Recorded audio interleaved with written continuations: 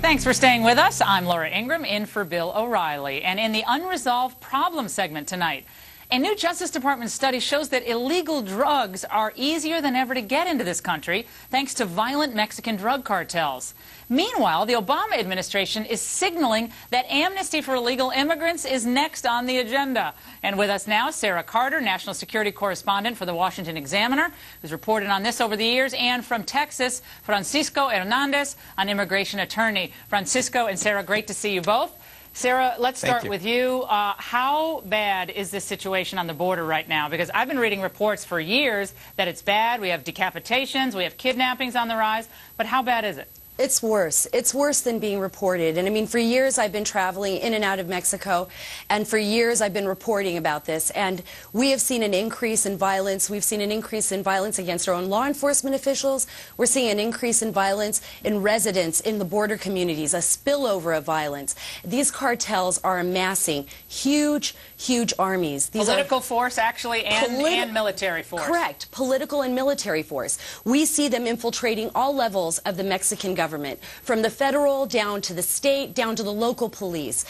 President Calderon, he has been trying very hard, but it's just, yeah, he really has. But he's this one of the better ones we've had in there. You know, I think so, but it's just not enough, because the problem was ignored for so long, that it was like an elephant that was walking around in a room and no one wanted to pay attention to it until now. Until now, when we see the violence. I mean, how many people in Juarez have been killed this year? Over 500, and we see thousands of people dying. We have the economic cost, Francisco, of this. Upwards of, I think the last figure was $215 billion annually to the United States when you look at the whole impact of this. And my question to you, Francisco, and you and I have gone around on this issue for years now, illegal immigration. Is this a good time for the president to be trying to ram through another unpopular idea, especially with this violence on the border issue that seems to be rising, not getting better? Well, the problem, Ms. Ingraham, is that we keep marrying these two issues, the drugs with the immigration. They really have nothing to do with each other.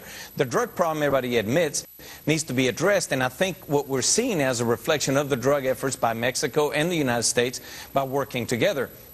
The reason it's coming out, one of the reasons it's coming out in the open, is that we're starting to seize money coming back south instead of trying to get the drugs going north, and that's bringing the roaches out of the kitchen. On the other hand, the immigration issue is people who are just really wanting to come and work for jobs that exist. So if we You don't think there are criminals that live here and are here illegally, Francisco? You don't. I mean, you know what the population of the jails in California alone, the percentage of illegal immigrants who are felons, who have committed violent crime, drug crime, and so forth, is out of control. Jails is because they get immigration holds by the immigration authorities, so they can't bond out. So that's the only reason the percentages are high, is that they're just not able to bond out. Which I just think, I just submit that it's costing us a whole lot of money to keep them in jail. I think the problem that so you want to release the violent felons from jail? I mean, I don't get what you're saying. If they're going to deport them, deport them. If they're going to deport them, deport them. Why are we sitting there paying for them? Well, we deport them and they end up coming back here. That's one of the problems. But Sara, I want to go back to you, because I see what's about to happen here, is that the president has got a little wind at his back with this health care reform, and he is, with those marchers that came, they get a couple 100,000 people came to Washington on Sunday. They're going to try to push something through. They're going to try. They're going to try to push something through. And look, the border is a serious national security issue. Francisco, I'm going to have to disagree with you on some of what you've said. I spent time down at the border in the tunnels with some of the people running across the border illegally. Most of them were criminals, admitted criminals to me. They had been sent back to Mexico and they were waiting to come back again. And we don't even have somebody confirmed yet to head Customs and Border Protection. It's like a battle without a general. So, and now we're going to pass. Disagreeing with me. You're not disagreeing with me because you're not going to give a legal residency to somebody who has a criminal record. So we're not talking about giving any kind of amnesty or residency or any kind of They violated our laws by coming into this country illegally. I mean, you keep blowing that off. They violated our immigration laws. The first decision they made to come into the United States was violating our laws. Didn't respect our laws. Frankly, didn't care about our laws, Francisco. That's a fact. You might not want it, but that's a fact. Their family. Illegal immigration. Well, guess what? We have to feed our families, too, in the United States. Exactly. We actually need our jobs. We actually need our labor, our wages. And a piece of the American pie.